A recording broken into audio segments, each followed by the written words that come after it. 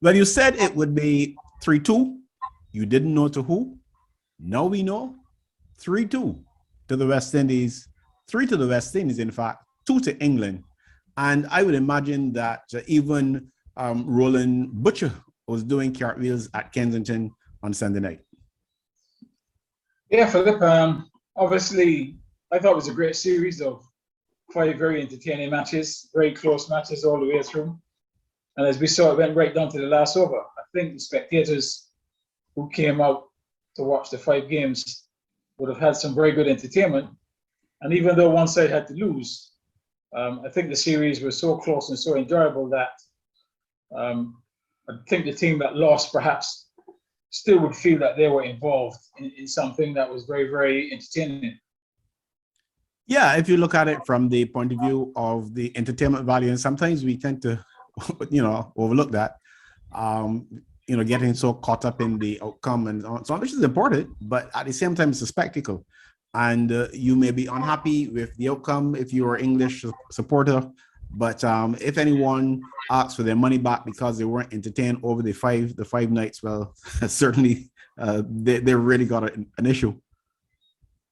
Yeah, you're absolutely right. I think the supporters, you can see that the enjoyment that they were getting. I think it would have been they would have been glad that obviously cricket was back on the mainstream, because in this region, we haven't had any international cricket that we've been able to see in Barbados for a little while. So that was important.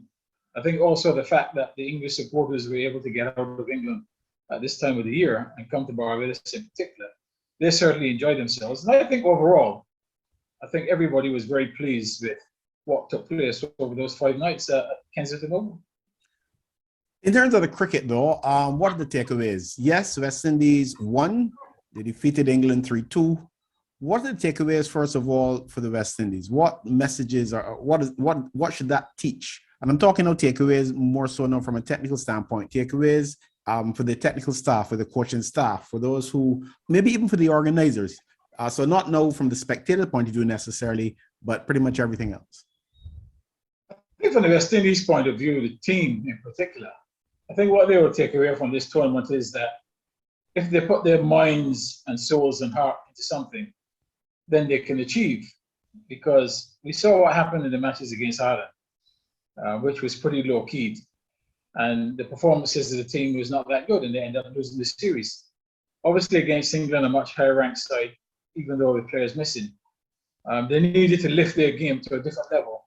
To first of all compete, and two, to have a chance of winning.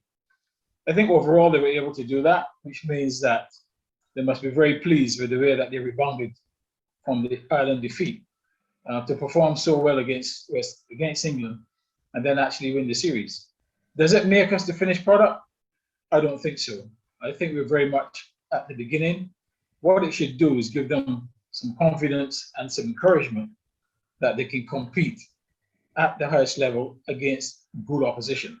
So we've still got a lot to learn from this. Our performances were not perfect, but there were some good performances and the signs look pretty good. You said some players missing. You're obviously talking about Johnny Bairstow, Josh Butler, Ben Stokes, people like Sam Curran. Of course, we all know Joe Archer, has been injured now for a while. And you're talking about Milan, who has been doing not too badly at all, even with the white ball. A number of players. And Mark Wood. Yeah. Mark Wood, yeah. So how significant then, how do you assess the outcome given the fact that England had that many players missing? Well, I think, listen, it's a win, it's a win.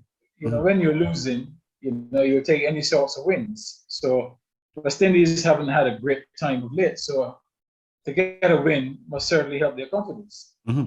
Albeit against a side that perhaps would not have been England's strongest side, but it still would have been a strong England side in terms of the players in the team, the experience that the England players have got of playing T20 cricket. Maybe not at the international level, but playing T20 cricket. Most of them, if not all of them, would have been more experienced than the majority of the West Indian players. So from that point of view, they've got to take some credit for the victory. Remember, England last summer with a second or third rate team won a series against Pakistan. So, they were obviously expecting to perform in a similar fashion. So all credit to the West Indies for how they were able to stop England from actually winning the series and winning it themselves. Yeah, well, you talk about players missing and so on. Of course, the captain, he became unavailable after the first couple of matches as well. And that gave Moeen Ali the opportunity to lead as well. What do you think about his leadership?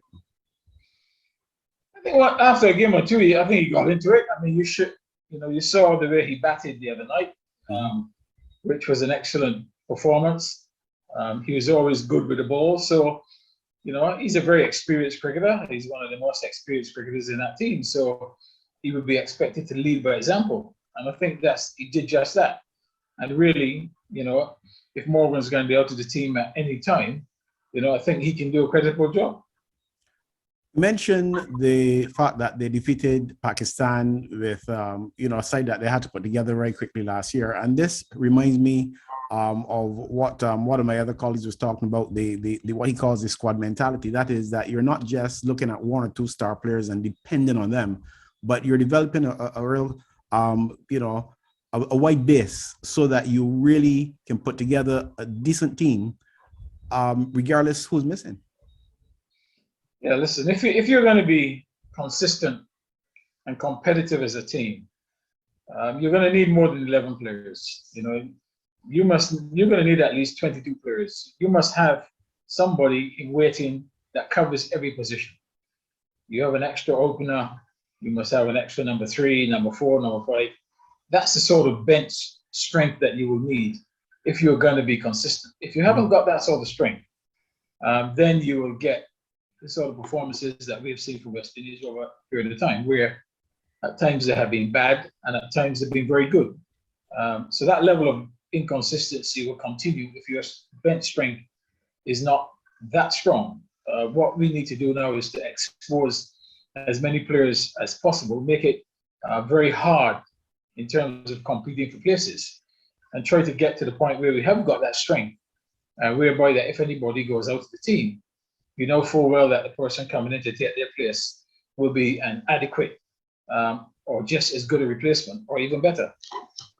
What are your expectations as the guys head off to India for the one-day international series and also a T20 series? Now, this is a different proposition altogether. You're going away from home.